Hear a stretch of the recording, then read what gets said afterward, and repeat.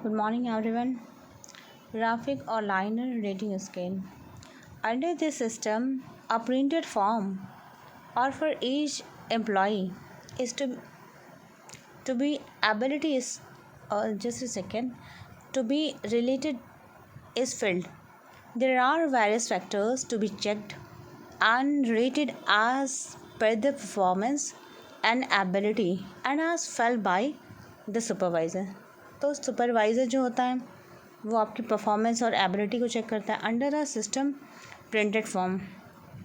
ये ग्राफिक और liner rating scale है जिसके द्वारा चेक किया जाता है प्रत्येक एम्प्लॉय को for each employee to be rated is field.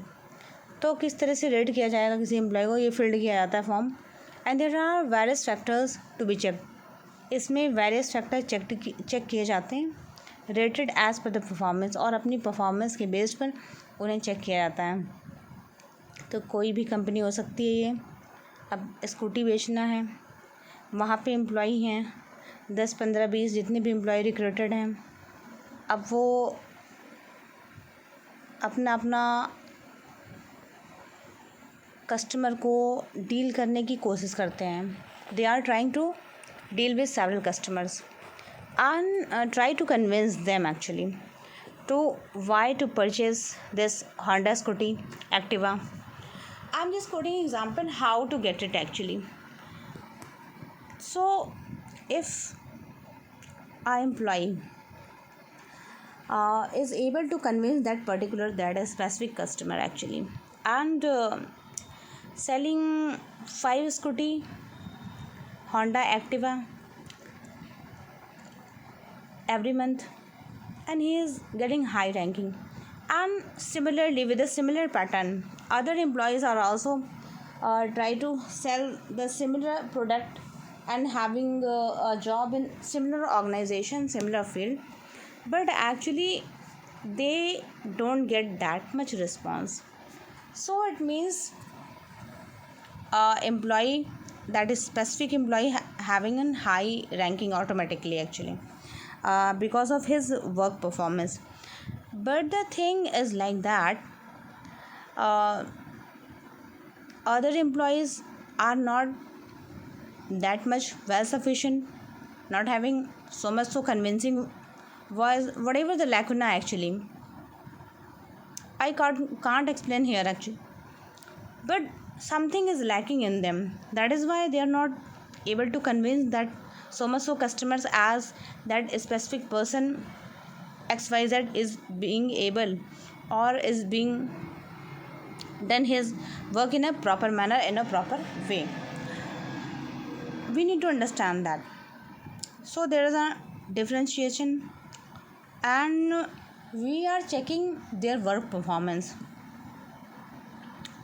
3 employees are performing well, selling good products, performing better, but 7 employees are not performing as much as the others are actually.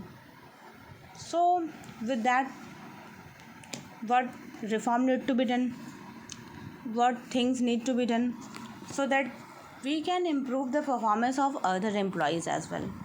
So this is a talk about a one product. I quoted example of Honda Activa, and if we similarly the similar pattern is being followed by any of the organization or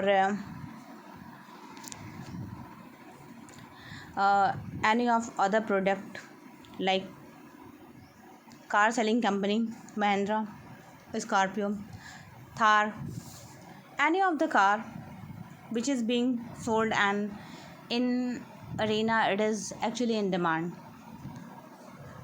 But the things are like that the supervisor is ranking these performance according to their work and performance. The factor are two type. Employer characteristics, उसके characteristics क्या क्या हैं, initiative, leadership, cooperativeness.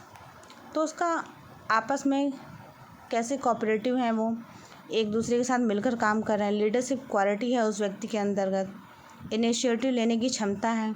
मतलब हर जगह दौड़कर आगे काम करने की क्षमता है उस व्यक्ति के अंतर्गत। इन सब बिंदुओं को आधार बनाकर उस व्यक्ति को जज किया जाता है। तो ये ग्राफिक्स और लाइनर रेटिंग स्केल हैं। इस बेस पर ये रेटिंग चलती है और इन सब बिंदुओं को ध्यान रख के डिपेंडेबिलिटी, एटीट्यूड, उसका एटीट्यूड क्या है, कितना डिपेंडेबल है वो दूसरे पर, कितना एंथुजियाज्म उसके अंदर है, लॉयल्टी क्या क्या है, एक्सेट्रा। तो ये सभी पॉइंट्स हैं जिसके ऊपर ध्यान रखकर इन बिंदुओं को सेटअप किया जाता है और इन सभी चीज़ों को जज किया जाता है। फोर्स्ड चॉइस डिस्क्रिप्शन मेथड, तो ये मेथड है। The rating form prepares a series of item और the statement which usually describe the degree of proficiency. मतलब डिग्री ऑफ प्रोफिशिएंसी का मतलब है कि उस व्यक्ति के अंदर कितनी दक्षता है, कितनी कार्यकुशलता है उस काम को करने की। The rating form prepares a series of item और a statement which usually describe the degree of proficiency. तो ये डिग्री ऑफ प्रोफिशिएंसी को दर्शाता है। द रेटर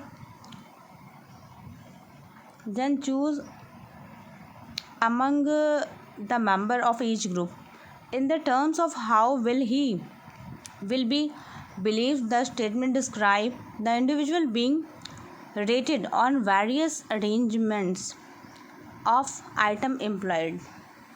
तो जो वेरियस आइटम के लिए एम्प्लॉयड किए, एक मॉल का ही एग्जांपल ले लीजिए।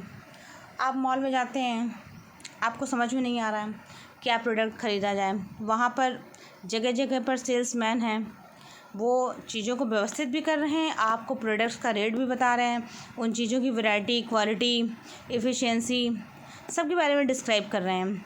कभी कभी आप पूछ लेते हैं, कभी कभी वो बिना पूछे ही आपको बताते हैं और आप चूज़ करने में सक्षम नहीं हैं, आपको कुछ समझ में नहीं आ रहा कि कौन सा प्रोडक्ट लें, कुछ डिफ्रेंशिएशन आप नहीं कर पा रहे हैं, आपको क्या साइज़ चाहिए वो नहीं मिल रहा है। तो आप जो सेल्समैन है वहाँ पर जितने भी लोग अवेलेबल हैं, वर्कर्स हैं, एम्प्लॉयज़ हैं, आप उनसे पूछेंगे, क्वेश्चंस करेंगे, क्वेरीज़ करेंगे, तो वो लोग आपको उस प्रोडक्ट के बारे में बताएंगे जो आप ख़रीदने जा रहे हैं। चाहे वो प्रोडक्ट आपके डेली यूज़ का हो या फिर आप शादी से रिलेटेड शॉपिंग करने निकले हों, तो वो प्रोडक्ट्स कुछ भी हो सकते हैं। तो उनकी क्वालिटीज़ और सभी चीज़ों के बारे में वो लोग आपको पूरा डिटेल डिस्क्रिप्शन देंगे और आपको ये बताएंगे, आपको प्रमोट करेंगे कि आप वो प्रोडक्ट ख़रीद लें।